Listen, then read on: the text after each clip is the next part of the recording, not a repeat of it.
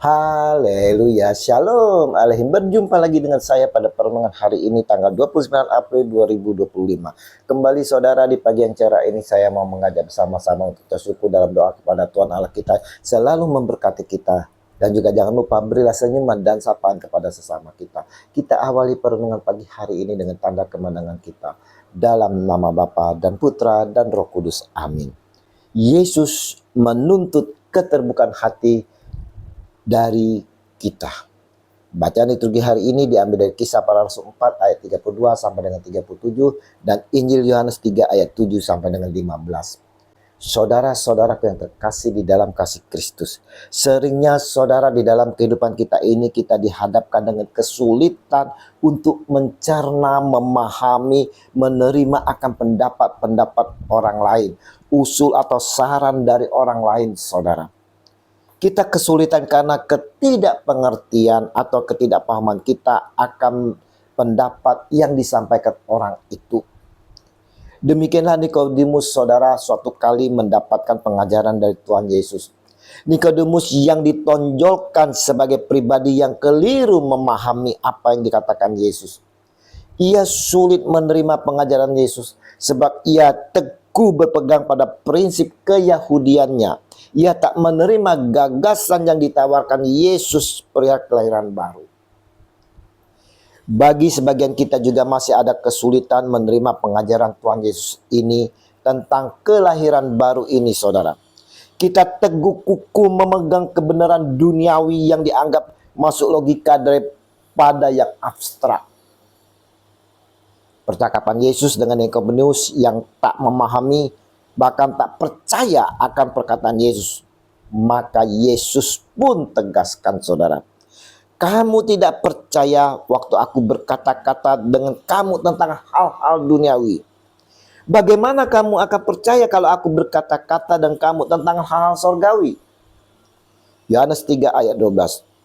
Lebih lanjut Yesus sampaikan, tidak ada seorang pun yang telah naik ke surga selain daripada Dia yang telah turun dari surga, yaitu Anak Manusia. Yohanes 3 ayat 13. Ini merupakan kesaksian Yesus atas dasar relasinya, saudara, dengan Bapa di surga. Karena masih banyak orang tak percaya akan hal ini.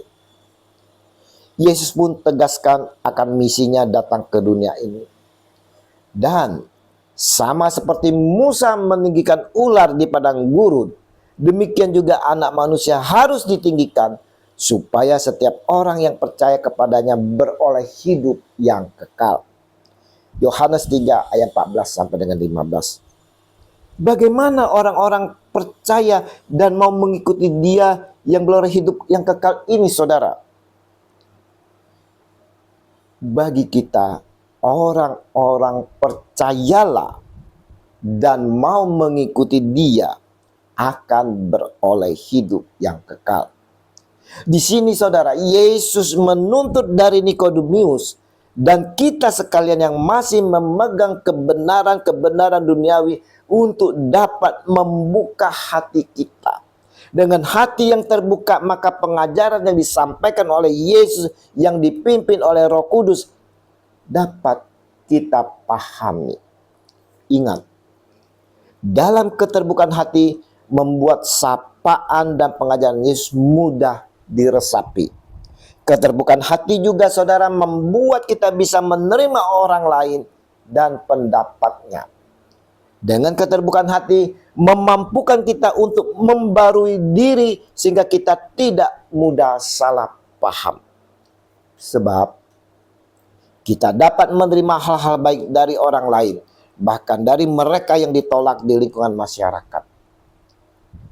Kebenaran dalam Injil akan Yesus adalah bahwa Yesus menyelamatkan kita semua dari dosa dengan ditinggikan di atas kayu salib, yang melewati penderitaan yang sangat dahsyat yang harus dialami oleh Yesus.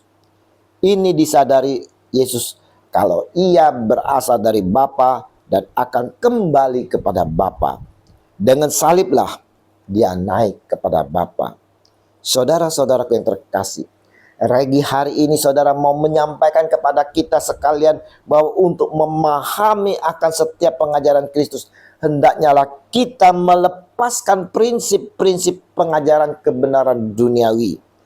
Kita mau membuka hati kita saudara, membuka hati kita untuk menerima pengajarannya dengan hati terbuka yang dipimpin oleh Roh. Roh lah yang akan mengajar, membimbing dan memberi pengertian akan segalanya itu saudara. Inilah janji Kristus Yesus kepada kita. Tetapi penghibur yaitu Roh Kudus yang akan diutus oleh Bapa dalam namaku, dialah yang akan mengajarkan segala sesuatu kepadamu dan akan mengingatkan kamu akan semua yang telah kukatakan kepadamu. Yohanes 14 ayat 26. Mari saudara-saudaraku yang terkasih, agar kita selalu dapat memahami akan setiap pengajaran Sang Maha Guru kita, Yesus Kristus. Kita perlu membuka hati dan hiduplah selalu dalam pimpinan Roh, agar kita senantiasa oleh Roh itu mengajarkan, mengingatkan, membimbing, dan mencurahkan diri kita di dalam kehidupan kita. Terpujilah Kristus Tuhan yang senantiasa mengurapi kita dengan kuasa Roh-Nya, Roh Kudus, dan kita dipimpinnya kini dan sepanjang segala masa. Amin. Dalam nama Bapa dan Putra dan Roh Kudus. Amin. Shalom Alehim.